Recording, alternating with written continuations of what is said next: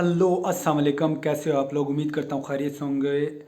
आज हम बात करेंगे पोलैंड का डन बेस वीज़ा, पोलैंड का कंफर्म वीज़े के बारे में कि कैसे पोलैंड का कंफर्म वीज़ा आपको मिलेगा।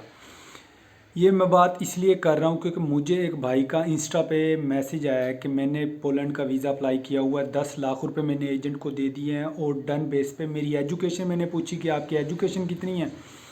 एजुकेशन भाई की एफए थी और वर्क वीज़ा वो पोलैंड का उसको इशू करा के देगा, क्योंकि बहुत सारे लोगों को नहीं पता 2019 में पोलैंड ने सबसे ज़्यादा वर्क वीज़े इशू किए हैं। आलमोस्ट 6 लाख से ज़्यादा वर्क वीज़े पोलैंड ने इशू किए हैं।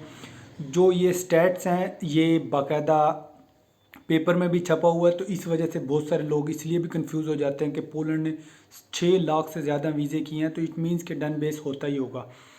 इसके अलावा पोलैंड ने जितने भी वीज़े किए हैं, अगर आप उसकी पूरी डिटेल में जाओ तो ऑलमोस्ट 80% वीज़े उन्होंने यूक्रेन को दिए हैं, क्योंकि यूक्रेन की जो लेबर है बहुत सस्ती है, हमसे ज़्यादा सस्ती है। मीन्स पाकिस्तान, इंडिया, नेपाल, बांग्लादेश उनसे ज़्यादा सस्ती है। तो उन्होंने उनको वीज़े दिए हैं 80% से ज़्यादा। थोड़े से सस्ते वीज़े हैं, थोड़े से पैसों में वो आके लेबर आके काम कर देती है। और यूक्रेन का सबको पता है कि गरीब सा मुल्क है, तो उनकी लेबर बहुत सस्ती है। तो उससे मैंने पूछा कि भाई तुम्हारी एजुकेशन तो एफए है, डन बेस पे तुम्हें वर्क परमिट पोलैंड का जो दिलवाया गया। उसने फिर मुझे कहा कि शुरू में जब मैं गया था 2 दिन बाद मुझे अप्रूवल भी दिखा दी थी गवर्नमेंट की कि अप्रूवल आई हुई है। और मैंने कहा 2 दिन में अप्रूवल, कौन सा पोलैंड है जो 2 दिन में अप्रूवल दे देता है। यहाँ 6-6 महीने तक तो अपॉइंटमेंट नहीं मिलती वीज़े की पोलैंड की एम्बेसी से कम आप अपॉइंटमेंट भी लेते हो तो 3 माह, 2 माह, 4 माह, 6 माह की ऐसे मिलती है। जिसने अप्लाई किया उसको पता होगा, जिसने नहीं किया वो खुद भी ट्राई करके देख लें। पोलैंड की एम्बेसी की जो अपॉइंटमेंट है ऑलमोस्ट 2-3-4 माह बाद मिलती है वीज़ा अप्लाई करने के लिए। और जो डन बेस पे जो कहते हैं जो एजेंट के हम वीज़ा दिलवाएंगे, बिल्कुल ही झूठ बोलते हैं। ऐसा कोई मजाक नहीं है। या तो आपके पास एजुकेशन अच्छी हो देन, या आपके पास एक्सपीरियंस, एजुकेशन बहुत क्वालिफाइड हो आप, देन आपको वो वीज़ा दिलवा के दे सकते हैं। ऐसी कोई भी एजेंसी नहीं है पोलैंड की, जो पोलैंड एम्बेसी ने जिनको कहा हुआ कि आप जिस मर्ज़ी को ले आओ हम वीज़ा इशू कर देंगे।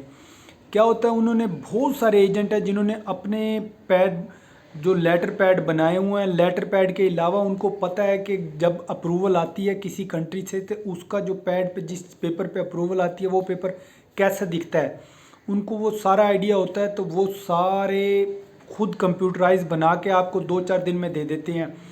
पहले शुरू में पासपोर्ट लेते हैं, सिर्फ पासपोर्ट के 2 दिन बाद आपको अप्रूवल दिखा देते हैं। ये देखो जी, आपके मैंने वर्क की जगह आपका कॉन्ट्रैक्ट करा दिया, उन्होंने अप्रूवल कर दिया, ये आपका कॉन्ट्रैक्ट हो गया, ये आपका वो हो गया। तो जब इंसान ये चीज़ें देखता है तो वो मुतमईन हो जाता है कि यार काम 2 दिन में हो गया, तो इट मीन्स कि मैं 15 दिन में पोलैंड चला भी जाऊंगा।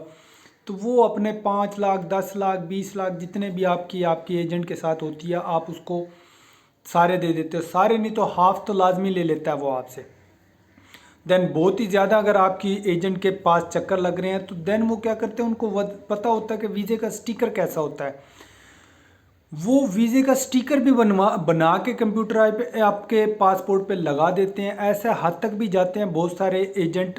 पोलैंड के अलावा की भी मैं बात कर रहा हूँ कि बहुत सारे एजेंट हैं जो स्टिकर को बना के आपके पासपोर्ट पे चिपका देते हैं। और उस पर आपको ही मसला होता है जब आप, क्योंकि ट्रैवल तो आपने करना होता है, आप फ़्लाइट बुकिंग करा लेते हो, आप जाते हो एयरपोर्ट पे और स्टिकर देखता है, चेक होता है इमिग्रेशन में, आपका फेक होता है, सारा मलबा आप पे गिरता है और फिर ज़िंदगी ख़राब हो जाती है। कहीं और भी जाने के लायक नहीं होते, इवन के अपने कंट्री में भी, क्योंकि सारा ब्लेम आपके ऊपर आता है।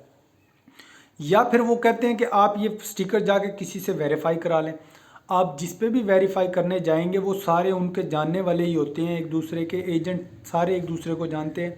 वो भी आपसे 20-30 हज़ार पे चेकिंग के ले लेगा, चेक करके बताएगा लग तो सही रहा है या फेक है ये वीज़ा, बट मेरी फ़ीस तो दो, मैंने तो चेक करके दिया आपको। क्योंकि उन्हें पता होता है कि ये स्टिकर फेक है, ये रियल है। तो ऐसा बिल्कुल ना करें। बहुत सारी एडवर्टाइज आ रही है, बहुत सारे लोग भी कह रहे हैं कि पोलैंड का वीज़ा डन बेस पे पोलैंड ने 2019 में 6 लाख वीज़ों से ज़्यादा वीज़े दिए हैं। 2020 में वीज़े नहीं दे सका तो 2021 में तो वो 10 लाख वीज़ों से ज़्यादा देगा। बेस्ट चांस है 10 लाख रुपए में पोलैंड, 15 लाख रुपए में पोलैंड, 20 लाख रुपए में पोलैंड, ऐसा नहीं होता।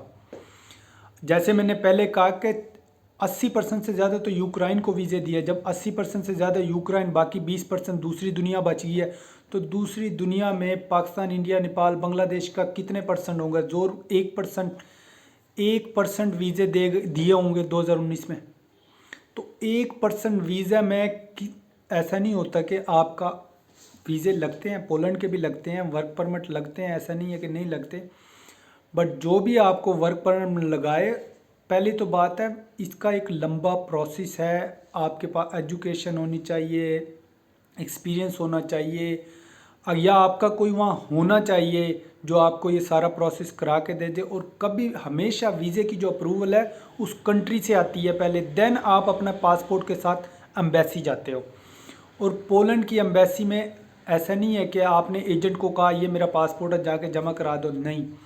पोलैंड की एम्बेसी आपको खुद बुलाती है, आपका इंटरव्यू लेती है, देन आपको वीज़ा इशू होता है। अगर आपके इंटरव्यू में, आपके डॉक्यूमेंट में थोड़ी सी भी उनको 19-20 नज़र आता है कि नहीं ये काम करने नहीं जा रहा या किसी और चीज़ के लिए जा रहा, वीज़ा नहीं लगता। बेशक आपकी अप्रूवल पोलैंड से आई हुई है इमिग्रेशन से, देन एम्बेसी में जो इंटरव्यू लेने वाला होता है वो ऐसे मजाक में नहीं बैठे होते।